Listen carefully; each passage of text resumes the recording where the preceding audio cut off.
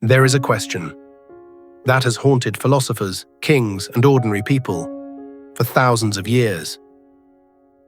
If you could do anything, absolutely anything, with no consequences, no judgment, no punishment, who would you be? Most of us will never have to answer that question honestly, because most of us have limits. We have laws, bills, responsibilities, people watching.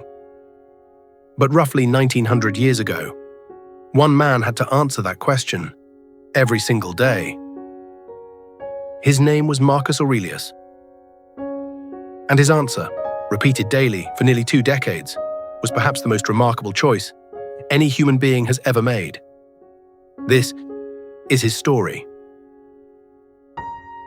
Marcus Aurelius was born in 121 AD in Rome. He was not born into the imperial family. He was not destined for greatness by bloodline. He was simply a boy, curious, serious, drawn to ideas rather than games. But history had other plans.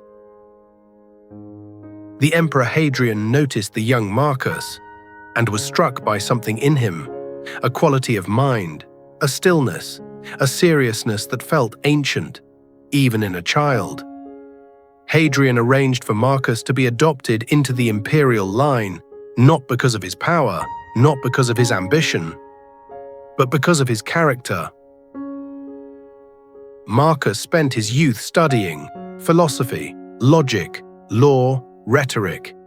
He was taught by the finest minds in Rome, and while other young men of his class were drinking wine and chasing pleasure through the streets of the greatest city on earth, Marcus was writing, thinking, asking questions that had no easy answers.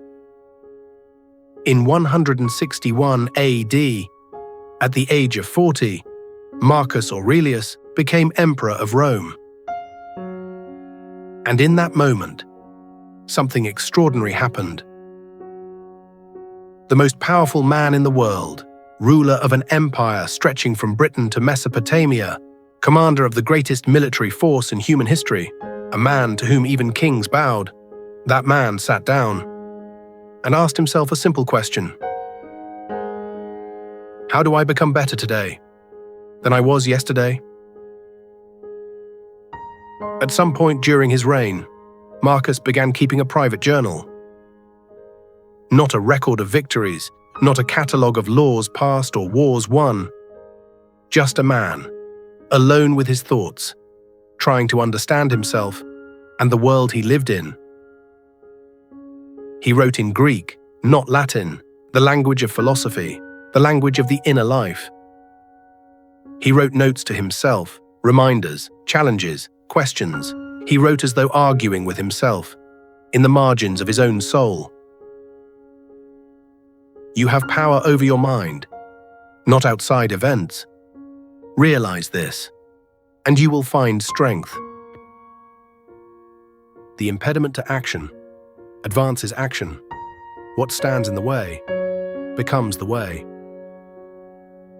Waste no more time arguing about what a good man should be. Be one. These were not speeches written for crowds. They were not lessons crafted for students. They were the private wrestlings of a man who held the world in his hands and was terrified, not of enemies, not of death, but of becoming less than what he believed a human being should be. He never gave this journal a title. He never intended for anyone to read it. He may have destroyed it himself, had he lived long enough to decide. He did not live long enough.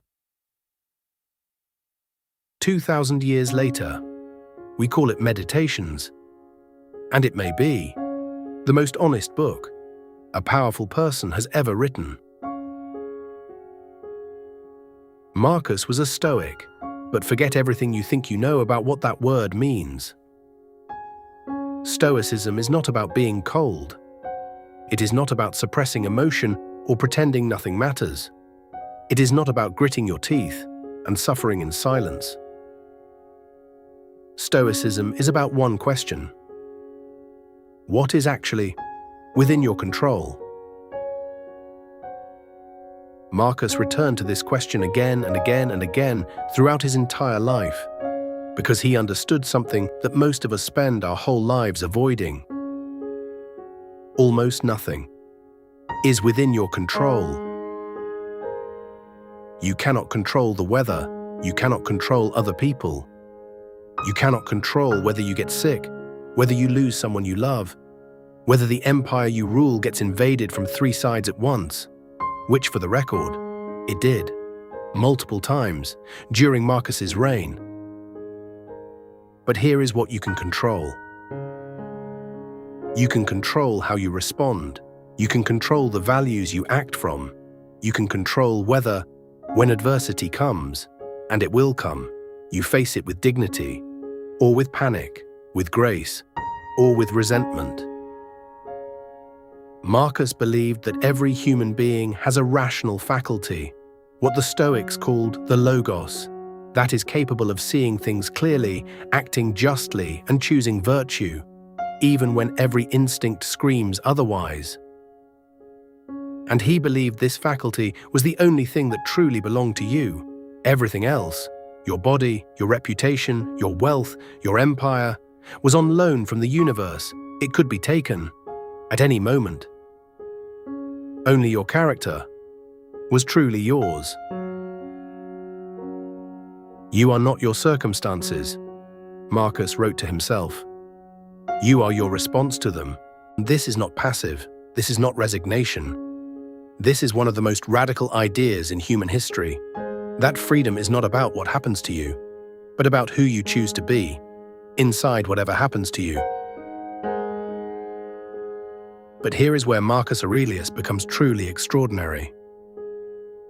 Because it is easy to write beautiful philosophy in a quiet room, it is another thing entirely to live it, when you are responsible for an empire of 70 million people. During Marcus's reign, Rome faced what is now known as the Antonine Plague, a pandemic that killed an estimated 5 million people. Cities emptied, trade collapsed, the Roman army, the backbone of the empire, was devastated. And then, the Germanic tribes attacked. And then, flooding destroyed harvests along the Danube. And then, a trusted general, Avidius Cassius, a man Marcus had treated almost like a son, declared himself emperor and launched a rebellion. A lesser man, a normal man, might have crumbled, might have become cruel, paranoid, desperate. Marcus did not crumble. He personally led campaigns on the front lines when he was in his 50s, living in military tents in freezing Germanic winters, suffering the same conditions as his soldiers. He organized emergency grain distributions during the plague. He auctioned off his own imperial treasures, golden cups, silk robes, jeweled ornaments, to fund relief efforts, rather than raise taxes on people who were already suffering. When Avidius Cassius was killed by his own soldiers before Marcus could reach him, the emperor's response was not relief, not vengeance. It was grief. He is said to have been saddened that he never had the chance to personally forgive the man who had tried to take everything from him. The best revenge, Marcus wrote, is to not be like your enemy. This was not a man performing virtue for an audience. This was a man who had decided, long ago in a quiet room with a journal and a reed pen, who he wanted to be. And then he became that person, over and over. Under pressure, that would break almost anyone. Marcus thought about death constantly, not with dread, not with denial, but with the calm, clear eyes of a man who had made peace with the nature of things. Think of yourself as dead, he wrote. You have lived your life. Now take what's left and live it properly. The Stoics had a practice called memento mori. Remember that you will die. Not as a morbid obsession, but as a clarifying lens. When you truly hold the fact of your mortality in your mind, something remarkable happens. The trivial falls away, the petty grievances, the small vanities, the endless accumulation of things that will not matter. All of it becomes weightless. What remains is what is real. Your relationships, your integrity, the quality of your attention to the present moment. Whether you were kind, whether you were just, whether you showed up fully for the one life that was given to you. Marcus knew that even emperors are forgotten. He wrote about the great rulers who came before him, men whose names once shook the world, and asked, where are they now? Gone, as he would be gone, as all of us will be gone. But here is the thing. That did not make him despair. It made him free. If everything passes, then nothing external is worth sacrificing your soul for. Not power, not money, not reputation, not even an empire.